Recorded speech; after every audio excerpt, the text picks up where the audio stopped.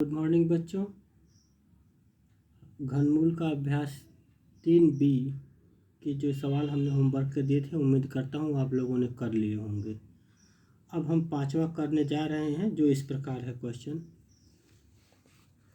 देखिए, कह रहा है कि 2096 में किस छोटी से छोटी संख्या का भाग दें कि भागफल पूर्ण घन बन जाए। क्या बन जाए? पूर्ण घन बन जाए। हमें बस ये बताना है कि उसमें भाग देते हैं और संख्या हमारी पूर्ण घन बन जाए। तो यहाँ पर हम क्या करेंगे, इस तरह से लेंगे, जैसे आप लघुत्तम निकालते हैं ठीक उसी प्रकार से हमको लघुत्तम निकालना है। 2096 दिया है, इसका आप एलसीएम निकाल लेंगे। 2 से भाग देंगे तो 1048 आ गया। फिर दे दिया 524 आ गया।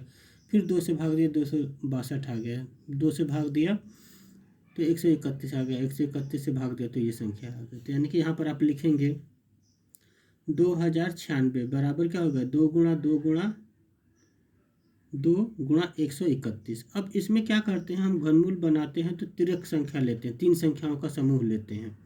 तो 2 को हमने क्या ले लिया, 3 संख्याओं का एक समूह ले लिया। बाकी जो संख्या बच गई 2 गुणा 131 बच गई।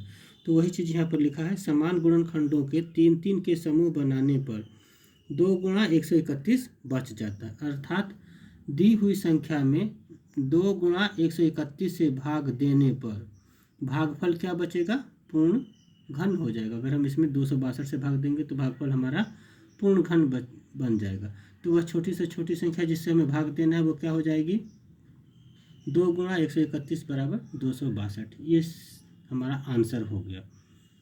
तो इसी तरह से आपको 6वां करना है, 7वें में गुणा करना है। 8वां हम बता रहे हैं, 8वें की तरह 7वां है।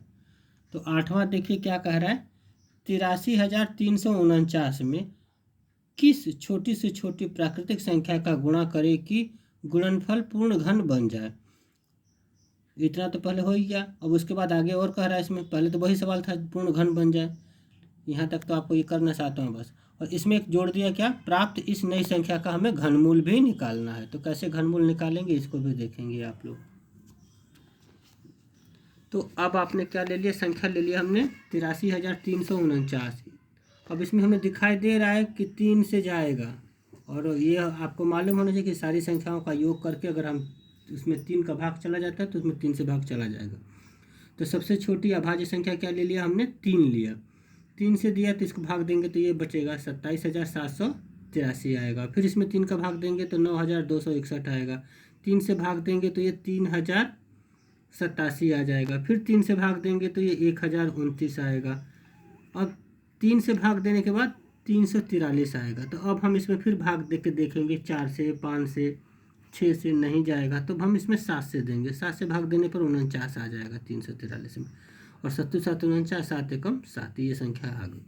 तो यहाँ पर हमने लिख लिया 3 गुणा 3 गुणा 3 गुणा 3 गुणा 3 गुणा 7 गुणा 7 गुणा 7। अब यहाँ पर हम क्या करेंगे, 3-3 का समूह बनाते हैं। तो इसमें 3 का समूह बना लिया, तिर्यक संख्या ले ली। तो ये 3 का एक बचा, 3 गुणा 3 2 बचा, 2 बच गई। और 7 गुणा 7 गुणा 7 का तिर्यक समूह भी बन गया 3-3 का। तो बची संख्या क्या, 3 गुणा 3 बच गई। यानी कि दी हुई जो संख्या है एक और इसमें क्या हो गया, 3 गुणा 3 है, 2 बार है। तो इसमें एक और 3 का गुणा कर दें तो ये क्या हो जाएगा, एक पूर्ण घन संख्या बन जाएगी। अतः गुणा करने वाली संख्या का मान क्या होना चाहिए, 3। 3 से गुणा कर दें इसमें तो ये पूरी संख्या क्या हो जाएगी, पूर्ण घन हो जाएगी। तो इस प्रकार प्राप्त पूर्ण घन संख्या क्या हो गई, तो इसमें 83,349 में हम 3 का गुणा कर दें तो क्या आएगा, ये आपका आ जाएगा 2,50,047 आ गया। अब इसमें हमको मालूम, अब गुणा करने की जरूरत है नहीं क्योंकि हमने 3 का ही केवल गुणा किया है। तो ये हमारी संख्या होगी 2,50,047। इसका गुणनखंड करेंगे तो 3 गुणा 3, ये 3-3 का पेयर आ जाएगा। अब हमें क्या निकालना था, घनमूल। तो घनमूल निकालने के लिए जैसे रूट लगाते हैं उस पर 3 लिख देंगे यहाँ पर, तो ये घनमूल कहलाता है। अब जो त्रिक संख्या है, जो समूह बनाया है हमने 3-3 का, उसमें कि एक एक संख्या ले लेते हैं घन बनाने के लिए। तो 3 का लिया, 1 3 आ गया, यहाँ पर 1 3 आ गया और गुणा 7 आ गया। इनका गुणा कर देंगे 9 7 63 हो जाएगा। तो इस तरह से ये सवाल हो जाएंगे। बाकी जो सवाल हैं आपको करना है, घनमूल निकालना है। 9वां आप कर सकते हैं। 10वां देखिए, 1331 गुणा -1728 का घनमूल हमको निकालना है। तो यहाँ आप इसी तरह से करेंगे। एलसीएम निकालना आता है लघुत्तम, तो पहले हम 1331 का निकाल लेंगे। तो देख लेंगे भाग दे करके नहीं जाता है, या इसका इधर का जोड़ और इधर का जोड़ करेंगे, और अगर 11 से भाग चला जाता है तो उस मतलब 11 से भाग जाएगा। इस तरह से देखते हैं। तो 11 से दिया तो 11, 121 बचा, फिर 11 से दिया तो 11 बच गया, 11 कम 11 हो गया। इसी प्रकार 1728 का दिया, 2 से दिया 864 आया, 2 से दिया 434 आ जाएगा। फिर 2 से भाग देंगे तो 216 हो गया, फिर 2 से भाग देंगे तो 108 हो जाएगा, 2 से भाग देंगे 54 आ गया। और यहाँ पर 27 में 2 से भाग देंगे 54 में तो 27 आएगा। 3 से दिया 9, 9 में 3 का दिया 3, और 3 से दिया 1 आ गया। सारी संख्याओं को हमने तिरक बनाने के लिए यहाँ पर लिख लिया 11 गुणा 11। बाकी ये संख्या माइनस में है तो इसलिए सारी संख्या माइनस में होगी। -2 गुणा -2 गुणा -2, दूसरे में भी गुणा -2 -2 -2 गुणा -3 गुणा -3 -3 हो जाएगा। इस प्रकार जो तिरक से अब घनमूल निकालना तो सारे पर हमने घन लगा दिया। इस तरह से रूट लगाते थे, जो वर्गमूल लगाते थे तो उस पर 3 लिख देंगे तो घनमूल हो जाता है। तो ये घनमूल हो गया। अब यहाँ से जो तिरक वाली एक एक संख्या उसको ले लेंगे।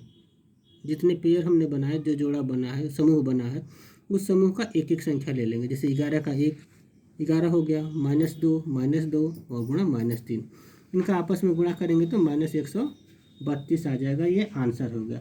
इस तरह से आपका अभ्यास 3 भी कंप्लीट होता है। धन्यवाद।